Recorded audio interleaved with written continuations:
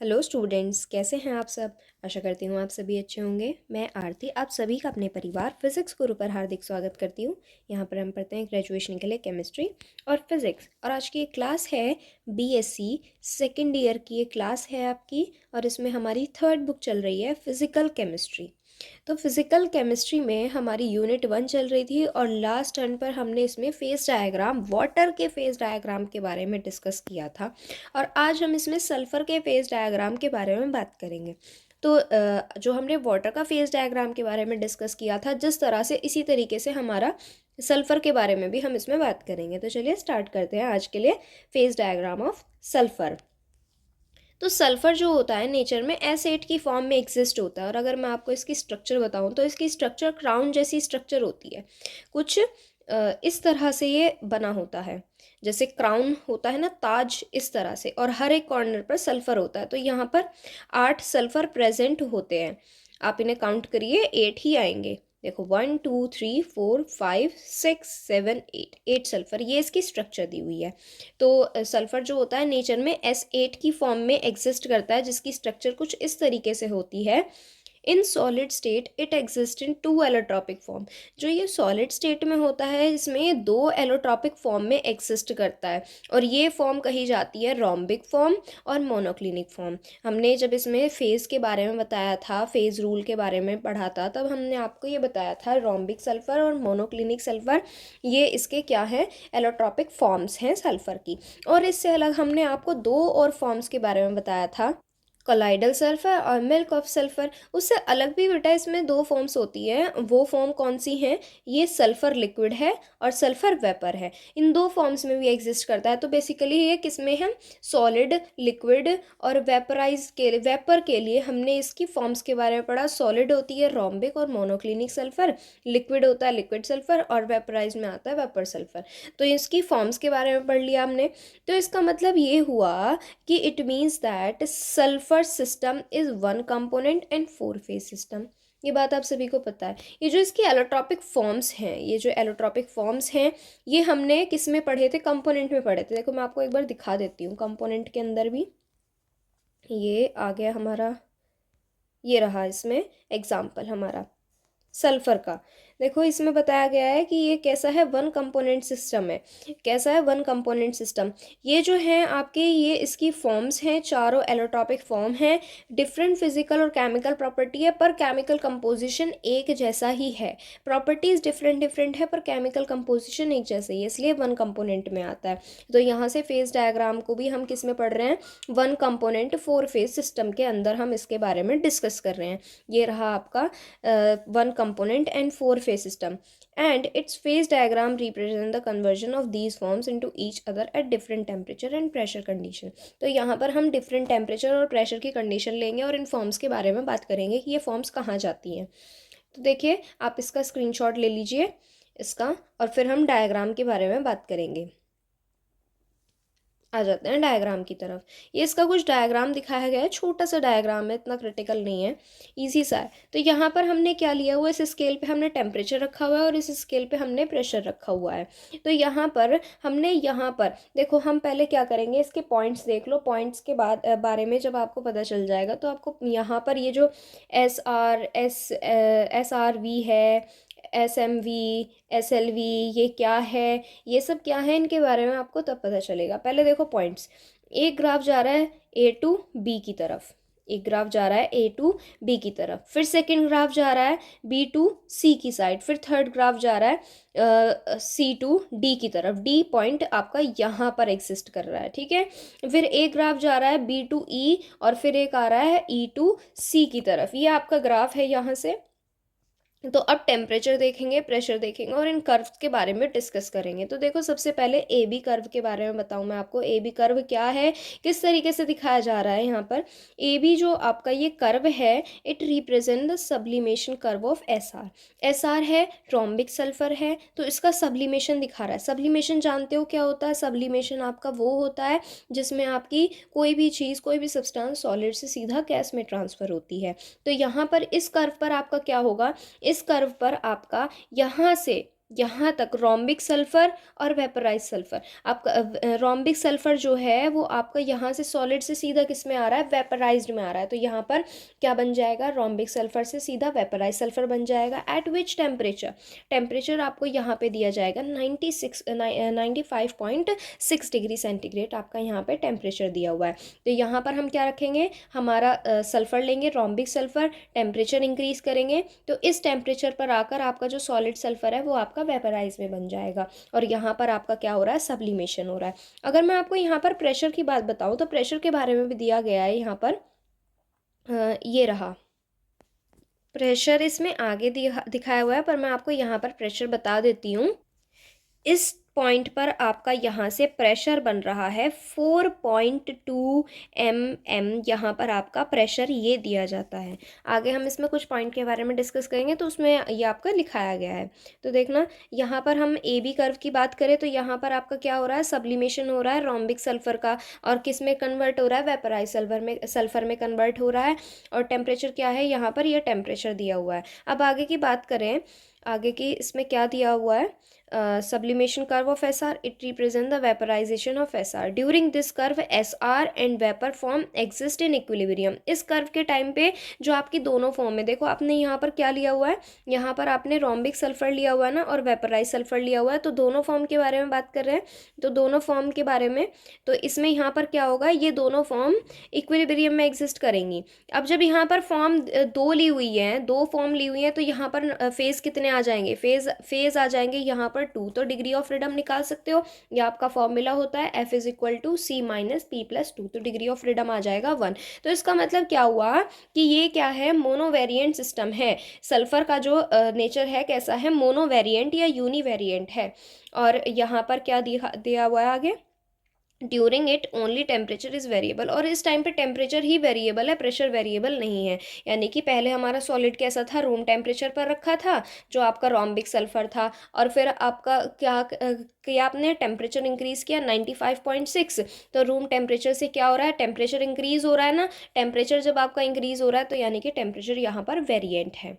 आगे दिया हुआ है BC कर्व के बारे में। BC कर्व कौन सा है, दिखाते हैं आपको। ये रहा आपका BC कर्व, ये रहा। यहाँ पर आपने क्या लिया हुआ है, यहाँ पर मोनोक्लिनिक सल्फर और वेपराइज सल्फर लिया हुआ है। यानी कि यहाँ पर मोनोक्लिनिक सल्फर भी कैसी फॉर्म में एग्जिस्ट करता है, सॉलिड फॉर्म में एग्जिस्ट करता है। तो यहाँ पर आगे देखेंगे इस कर्व पर क्या होता है, इस कर्व पर भी यहाँ पर आपका सब्लिमेशन दिखाया जाता है। दिखाते हैं आपको, ये रहा, ये कर्व भी आपका सब्लिमेशन रिप्रेजेंट करता है। थोड़ा सा जूम इन कर लेते हैं ताकि आपको क्लियर दिखे, थोड़ा PDF आपकी ऐसी हो रही है। तो it represent sublimation curve of monoclinic form. Monoclinic form का सब्लिमेशन दिखा रहा है, आपने देखा भी। तो इस कर्व के टाइम पे मोनोक्लिनिक जो होती है वेपराइज में बन जाती है। सब्लिमेशन का मतलब ही यही होता है, कोई भी चीज़ सॉलिड से वेपर में कन्वर्ट हो जाती है direct. And vapour form exist in equilibrium. जब दोनों फॉर्म आपस में वर्क कर रही हैं और दोनों फॉर्म में एक कर्व आ रहा है तो दोनों फॉर्म कैसी होंगी, इक्विलिब्रियम में। तो यहाँ पर मोनोक्लिनिक सल्फर और वेपराइज सल्फर दोनों इक्विलिब्रियम में एग्जिस्ट करेंगे। So degree of freedom during this curve. तो यहाँ पर फेज के बारे में अगर मैं आपको बताऊँ तो फेज यहाँ पर कितने हो जाएगा, 2 फेज हो जाएगा। और यहाँ से अगर आप डिग्री ऑफ फ्रीडम फाइंड करोगे तो यहाँ से 1 आएगा। क्लियर है इतनी बात। आगे इसमें है CD कर्व के बारे में, इसका स्क्रीनशॉट ले लो अगर आप लेना चाहते हो दोनों फॉर्म्स का। ये आपकी दोनों फॉर्म्स हैं। CD कर्व दिया हुआ है। नेक्स्ट CD कर्व दिखाते हैं आपको कौन सा है। CD कर्व के बारे में अगर हम बात करें तो ये वाला कर्व है, यहाँ पर आपके लिक्विड सल्फर वेपराइज में कन्वर्ट हो रहा है। तो यहाँ पर आपका क्या होगा बताओ, यहाँ पर आपका वेपराइजेशन होगा। यहाँ पर अगर चाहो तो लिख सकते हो वेपराइजेशन, ठीक है। अब यहाँ पर आगे देखेंगे CD कर्व क्या रिप्रेजेंट कर रहा है। और यहाँ पर अब तो पता ही चल गया होगा आपको, ये जो आपकी सल्फर की लिक्विड फॉर्म है वो सीधा वेपर में कन्वर्ट हो रही है। और इस स्टेज पर क्या हो रहा है, आपके ये दोनों फॉर्म इक्विलिब्रियम में एग्जिस्ट कर रही हैं। और डिग्री ऑफ फ्रीडम निकालोगे तो डिग्री ऑफ फ्रीडम कितना आ जाएगा, F इज इक्वल टू रखोगे, कंपोनेंट कितने हैं बताओ, 1 कंपोनेंट सिस्टम है, 2 फेज है, एक लिक्विड है और एक वेपर में है। और यहाँ पर प्लस क्या करोगे, 2 करोगे तो degree of freedom F equals to क्या आ जाएगा, 1 आ जाएगा। क्लियर है इतनी बात, यही इसमें लिखाया गया है आगे। तो CD कर्व हो गया आपका डन। अब नेक्स्ट है इसमें CE कर्व के बारे में। CE कर्व क्या रिप्रेजेंट कर रहा है, CE कर्व देखते हैं कहाँ दिया हुआ है आपका, ये दिया हुआ है CE कर्व। यहाँ पर आपका मोनोक्लिनिक सल्फर लिक्विड फॉर्म में कन्वर्ट हो रहा है। अब समझ रहे हो यहाँ पर क्या हो रहा है? बताओ। सीई कर्व में सीई कर्व ले लो या फिर बीई कर्व ले लो, जोन सा आप पहला लेने चाहते हो यहाँ पर आप ले सकते हो। देखो इसमें, देखो एक बार और देखो इसमें, जो ये आपका सी ई कर्व है इसके बारे में अगर हम बात कर रहे हैं तो सी ई कर्व जो है आपका, ये सी ई कर्व जो है आपका यहाँ से इस पॉइंट पर बन रहा है। देखो पहले तो आपका बनेगा ए टू बी, फिर बी टू सी, फिर यहाँ पर सी टू बी ग्राफ लेकर जा रहे हैं। फिर हम यहाँ पर इस पॉइंट पर हमने एक और चीज़ रखी है। देखो यहाँ पर हमने क्या लिया? मोनोक्लिनिक सॉरी रोम्बिक सल्फर लिया है जो हमारा वेपर में कन्वर्ट हो रहा है। फिर यहाँ पर हमने मोनोक्लिनिक सल्फर लिया जो आपका वेपर में कन्वर्ट हो रहा है। और फिर हमने क्या लिया यहाँ पर? Monoclinic sulphur. यहाँ पर देखो, यहाँ पर हमने क्या लिया? मोनोक्लिनिक सल्फर ही यहाँ पर लिक्विड में कन्वर्ट हो रहा है, ठीक है। और फिर यहाँ से फिर ये लिक्विड क्या होगा? यहाँ पर वेपर में कन्वर्ट हो रहा है। तो ये हम ग्राफ देख रहे हैं कि ये वेपर में, लिक्विड में, सॉलिड में किस टेम्परेचर पर, किस ग्राफ पर कन्वर्ट हो रहा है। तो यहाँ पर देखना, यहाँ पर पहले मैं आपको बताऊंगी फिर से यहाँ पे कि ये जो सी ई कर्व है इसके बारे में मैं आपको बताना चाहूँगी एक बार। तो ये जो सी ई कर्व है ना बेटा, सी ई कर्व है या बी ई कर्व लेना चाहते हो, पहले बी ई ले सकते हो। आपका देख लो क्या दिया हुआ है इसमें पहले। दोनों ईजी हैं, दोनों में एक ही चीज़ होनी, एक चीज़ नहीं, अलग अलग होनी है। बी ई कर्व है, चलो बी ई देख लो पहले। बीई कर्व जो है यहाँ पर आपने क्या लिया हुआ है? यहाँ पर आपने लिया हुआ है रोम्बिक सल्फर और मोनोक्लिनिक सल्फर। रोम्बिक सल्फर और मोनोक्लिनिक सल्फर दोनों कैसी फॉर्म में एग्जिस्ट करते हैं बेटा? ये दोनों सॉलिड फॉर्म में एग्जिस्ट करते हैं। सॉलिड फॉर्म में एग्जिस्ट करने का मतलब क्या है यहाँ पर? कि एक सॉलिड दूसरे सॉलिड में क्या हो रहा है? कन्वर्ट हो रहा है। एक सॉलिड जब दूसरे सॉलिड में कन्वर्ट हो रहा है तो यहाँ पर क्या होगा? सॉलिड्स का ट्रांजिशन हो रहा है। यानी कि एक सॉलिड जब दूसरी फॉर्म में आ रहा है तो वहाँ पर क्या हो रहा है? ट्रांजिशन। तो इस कर्व पे क्या होगा? बीई कर्व पे होगा आपका ट्रांजिशन। क्या आएगा? ट्रांजिशन होगा।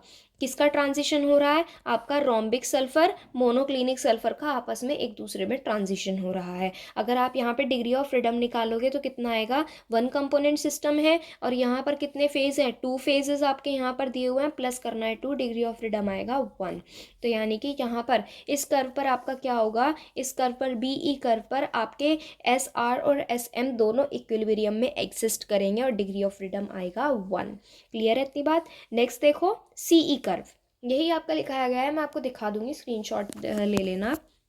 सी कर्व में भी सेम यही होगा। इसमें मोनोक्लिनिक सल्फर जो है वो आपका लिक्विड फॉर्म में एग्जिस्ट कर रहा है। मोनोक्लिनिक सल्फर जो होता है सॉलिड में प्रेजेंट होता है, सॉलिड फॉर्म में होता है। तो सॉलिड से लिक्विड में जब आप जाते हो, अरे कोई भी छोटी सी चीज़ है, अब देखो मैंने आपको बताया सॉलिड से अगर वेपर में जाते हो तो सब्लिमेशन होता है। अगर आप सॉलिड से लिक्विड में जाते हो, सॉलिड से लिक्विड में जाते हो तो आपका क्या होता है? फ्यूजन होता है। क्या होता है? फ्यूजन होता है। इतनी बात तो पता होगी आपको। अगर आप सॉलिड से लिक्विड में जाओगे तो आपका फ्यूजन होगा।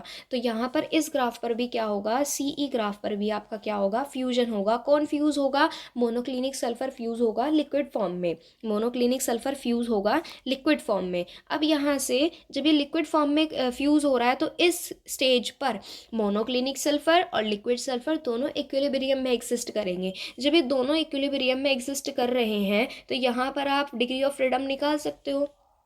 डिग्री ऑफ फ्रीडम कितना आएगा? यहाँ पर आएगा आपका 1 तो आएगा। 1 कंपोनेंट सिस्टम है तो फेज कितने हैं? यहाँ पर 2 फेज है, प्लस करना है आपको 2, सॉल्व करोगे तो डिग्री ऑफ फ्रीडम आ गया 1। सॉल्व हो गया, इतना ईजी है। तो यहाँ पर इस ग्राफ के बारे में, इस ग्राफ के बारे में, इसके बारे में, इसके बारे में और इसके बारे में भी आपने बात कर ली। इसमें इसके बारे में डिस्कस हो गया। अब आगे देखो, आगे इसमें क्या दिया हुआ है, ये आपको मैं स्क्रीनशॉट दूंगी। अब इसमें आप इसमें स्क्रीनशॉट ले सकते हो यहाँ से दोनों कर्व के बारे में। अब आगे देखो, इसमें आगे हम इसमें ट्रिपल पॉइंट्स के बारे में डिस्कस करेंगे। मैं आपको ट्रिपल पॉइंट दिखा दूँ। ट्रिपल पॉइंट बेटा जहाँ पर आपके 3 कोण मिल रहे हैं। एक तो आपका ये हो गया पॉइंट पी, एक हो गया आपका यहाँ से पॉइंट सी और एक हो गया आपका यहाँ से पॉइंट ई। इस पॉइंट पर आपके 3 कर्व मिल रहे हैं। तो तीनों कर्व के बारे में डिस्कस करेंगे, कौन सा कर्व क्या रिप्रेजेंट कर रहा है। जैसे इसमें यहाँ पर ट्रिपल पॉइंट बी के बारे में बात करें अगर, at this point curve A B C B E meets each other. इस पॉइंट पर देखो कौन कौन मिल रहा है। यहाँ पर पॉइंट ए बी कर्व मिल रहा है, बी सी कर्व मिल रहा है और बी ई कर्व। ये तीनों कर्व आपके यहाँ पर इस पॉइंट पर आकर मिल रहे हैं, which is known as point B. जो ये पॉइंट बी है, तो इस पॉइंट पर क्या होगा? देखो आ जाओ वापस से अपना इधर।